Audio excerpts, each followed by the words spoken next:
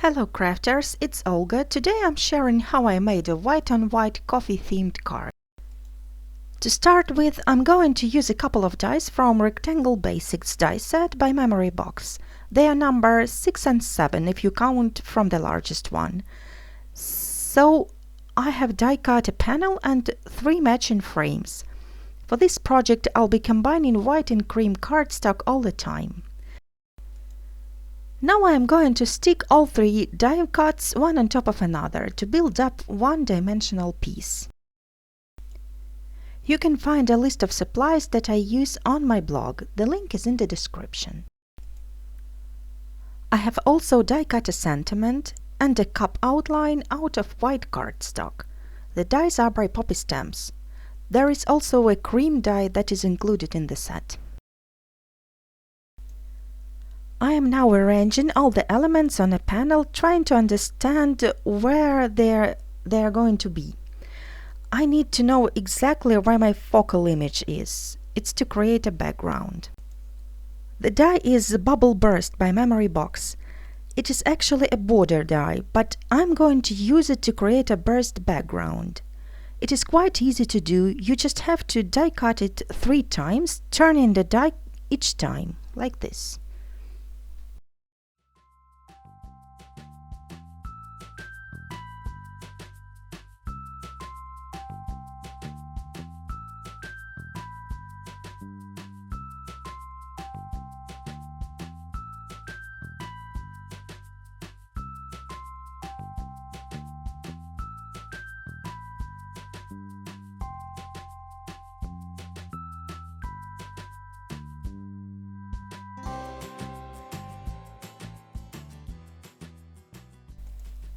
When the background is finished, I can stick a frame on top of a panel.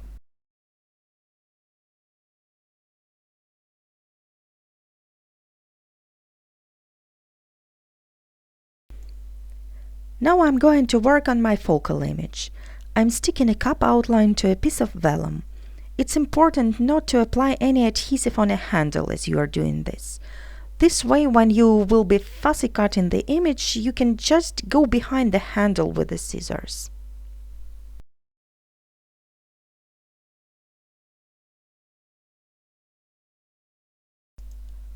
I'm going to embellish a cup with a little heart. This die is a mini heart collection by Memory Box, and you can see that some hearts have outlines. I'll be using one of those. I'm sticking down a cream heart, and then I'll be adding a white outline.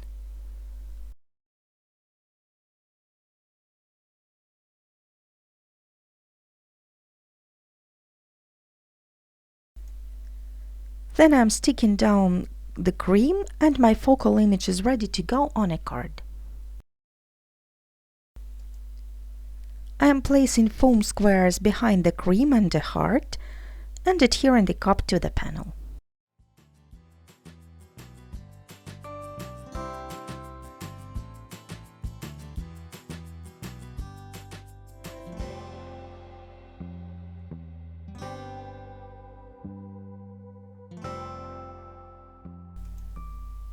Then I'm also sticking down the sentiment.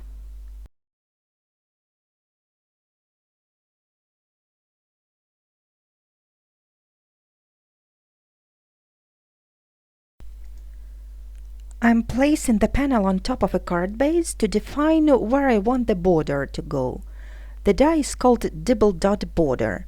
It's by Memory Box. By the way, the card base is standard 4¼ by 5½ inch size. I'm opening it up before running it through the machine.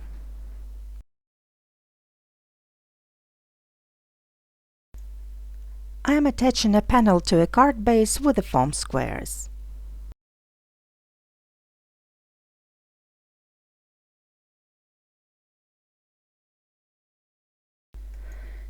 Next, I'm going to use some letters from the Tile Alphabet die set, also by Memory Box, to complete my sentiment. The advantage of alphabet die cuts is that you can create any custom saying that you wish. I'm lining the letters up with the help of an acrylic block. and then I'm gluing them to the card base one by one.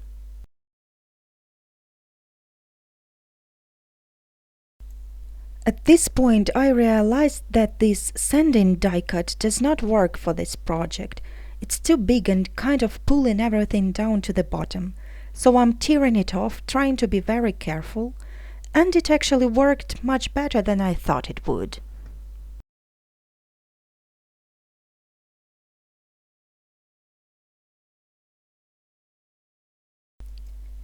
Instead of using a die cut, I'm going to white emboss the same word, sanding, on a strip of vellum. The stamp set is called Sentiments of Love. This way the word will be much smaller and subtler, and it's not going to overpower my focal image.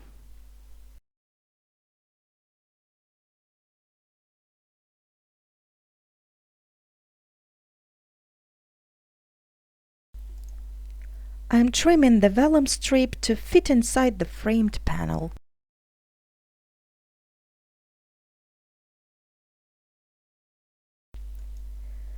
I'm flipping over the sentiment strip and applying just teeny tiny dots of glue behind the letters and at the edges of the strip. They are almost invisible, but they're enough to stick the vellum to the cardstock. The glue is Ranger Multimedia Matte. And now my card is done.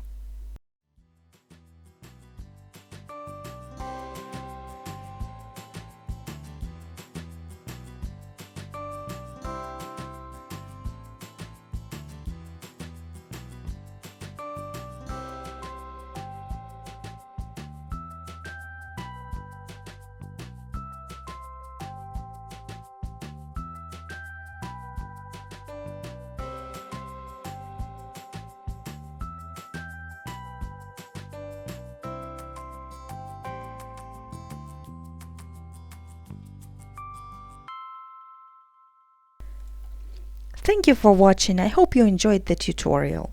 Tap any picture to watch more inspirational videos. Have a fabulous day and happy crafting!